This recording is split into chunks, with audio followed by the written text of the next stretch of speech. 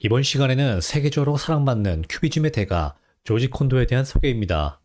조지 콘도는 1957년생으로 미국 뉴햄프셔에서 태어났으며 현재는 뉴욕에서 거주하며 작업을 하고 있습니다. 어린 시절 내내 그는 그림과 드로잉에 대한 평생의 관심을 추구하면서 기타와 작곡을 공부했습니다. 그는 유니버시티 오브 매사추세츠 로우웰에서 미술사와 음악 이론을 공부했으며 매사추세츠 로우웰에서 2년을 보낸 후 보스턴으로 이사하여 실크 스크린 상점에서 일했으며 프로토신스 펑크 밴드 더 걸스에서 베이시스로 합류했으며 1980년 초까지 뮤지션으로 이름을 알렸습니다. 그의 작품에 대한 첫 전시회는 1981년부터 83년까지 뉴욕시의 다양한 이스트 빌리지 갤러리에서 열렸습니다. 이 기간 동안 그는 앤디 워홀의 공장에서 주로 워홀의 매스 시리즈로 다이아몬드 가루를 적용하는 실크 스크린 제작 스튜디오에서 일했습니다. 그는 잠시 로스앤젤레스로 이사했고 1983년 켄터 갤러리에서 첫 개인전을 가졌습니다. 그의 말에 뉴욕으로 돌아온 후 그는 자신 말에 작품 철학을 위해 첫 유럽 여행을 떠났으며 10년간 미술사에서 공부를 하였습니다. 유럽에서의 첫 개인전은 1984년 스트롬 매거스 갤러리에서 열렸습니다. 아직 유럽에 있는 동안에 콘도는 미국 아트 딜러인 바바라 글래스톤을 만나 작업을 했으며 1984년에는 뉴욕의 패턴과 글래스톤 갤러리에서 동시에 두 개의 갤러리 전시회를 열렸습니다. 이때 이미 바스키아와 친한 친구였던 콘도는 뉴욕으로 돌아오는 길에 키스 에링을 만났고 두 사람은 키스 에링이 1990년 에이즈로 사망할 때까지 평생 친구로 남았습니다. 그 이후에 미국과 유럽으로 가며 왕성한 작품 활동을 하였으며 1984년부터 스트롬 매거스, 1998년부터 사이먼 리, 2005년부터 스카스테트, 2006년부터 하베르 합켄스와 함께 전시를 하고 있습니다. 그리고 2020년 1월 하우스 앤 워스 전속 작가가 되면서 세계 최고의 메가 갤러리의 대표 작가로 자기매림을 하였네요. 조지 콘도의 작품에 대해서는 크게 세 가지로 말씀드릴 수 있습니다. 조지 콘도의 작품 세계는 다른 모든 아티스트와 나이 차이를 느낄 수 있는 유일한 방법은 모든 아티스트를 사용하여 내가 되는 것부터 출발합니다. 피카소가 훌륭한 예술가는 빌리고 위대한 예술가는 훔친다 라고 말한 것처럼 실제로 조지 콘도도 피카소를 동시대의 입체파 구성과 유쾌한 페인팅 기법을 사용하여 명시적인 출처로 자주 인용되었습니다. 또한 그는 카라바지오, 렘브란트 및 올드 마스터스의 미학 및 형식적 고려사항이 제기하는 끝없는 질문에 끌렸으며 그 외에 잭슨 폴록, 윌런드 쿠닝, 프란시스 베이컨을 많이 인용하였습니다. 대상의 본질적인 구성을 탐구했던 그이기에 작품 주제로는 초상화가 가장 많이 등장합니다. 작가가 어렸을 때부터 몇 시간 동안 초상화만 감상할 정도로 미적으로 큰 매력을 느끼기도 했고 사람만큼 다양하게 주체적으로 해석이 가능한 것은 없다고 생각했기에 몇십 년에 걸쳐 여러 차례 인물화를 연구하였습니다.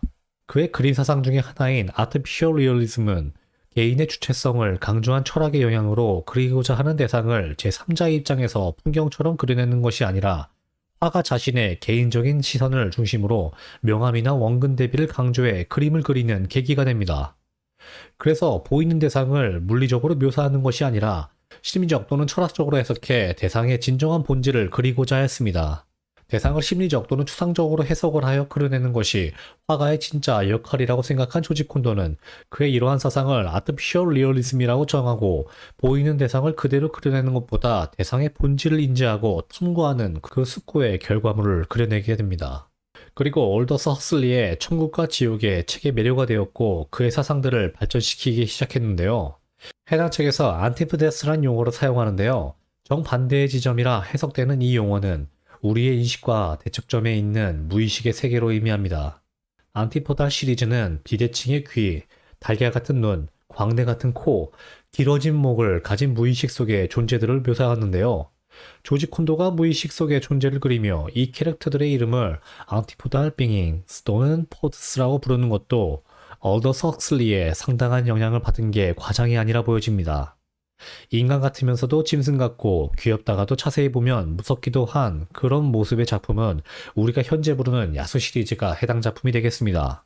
조지 콘도의 추상화는 무의식적인 존재만 그리는 데서 그치지 않습니다. 그는 자신의 철학을 더욱더 발전시켜 인간의 다층적인 내면 세계를 그리기 시작했는데요.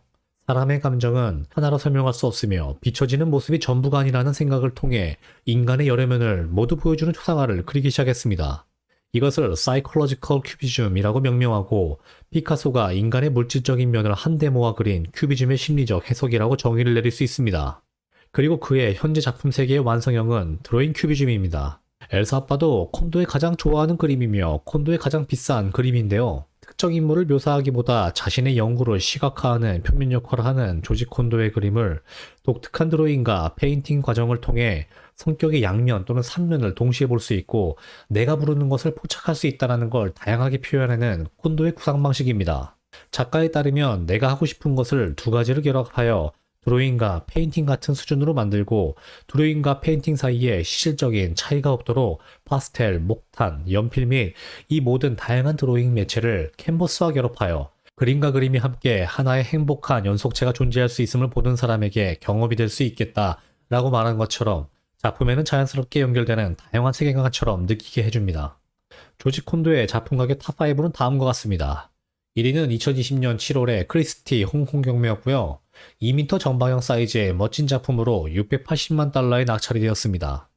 1위부터 5위까지의 작가의 큐비즘이 적용된 최근 작품들이 구성이 된 만큼 콘도의 최근 작품에 대한 완성도 및 선호도가 높다고 보여주고 있습니다.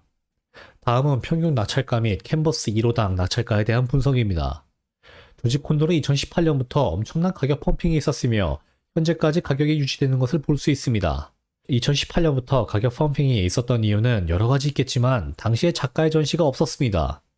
스카테트, 스트룩 마거스 및 사이먼 리의 세 갤러리 중 어느 곳에서도 개인전을 열지 않았기 때문에 작품의 수요는 높지만 공급이 급소량이 되면서 2017년부터 이미 갤러리의 대기자 명단이 크게 증가했고 2차 시장에서 가장 선호한 예술가가 되었습니다.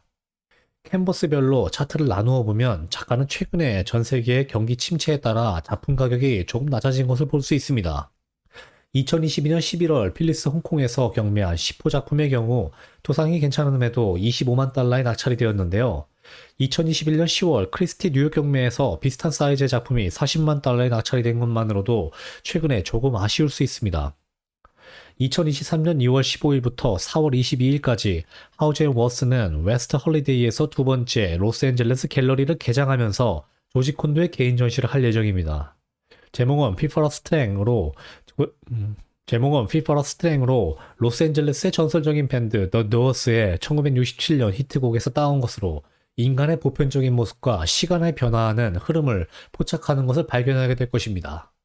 작가의 프라이머리 가격은 프리즈 서울 2022에서 출품된 작품으로 말씀드리면 하우즈 앤 워스에서 출품한 215by 228cm의 정방형에 가까운 작품으로 가격은 280만 달러였으며 스트룩 마거스에서 출품한 127by 117cm의 작품은 150만 달러였습니다. 개인적으로 조지 콘도는 국내 및 세계에서도 인기가 아주 높은 만큼 작품의 가치가 더욱더 높아질 것으로 예상이 되며 앞으로 가장 기대되는 작가 중 한 명입니다. 조지 콘도를 더욱더 응원하면서 그럼 다음 시간에 또 뵙도록 하겠습니다. 바이바이.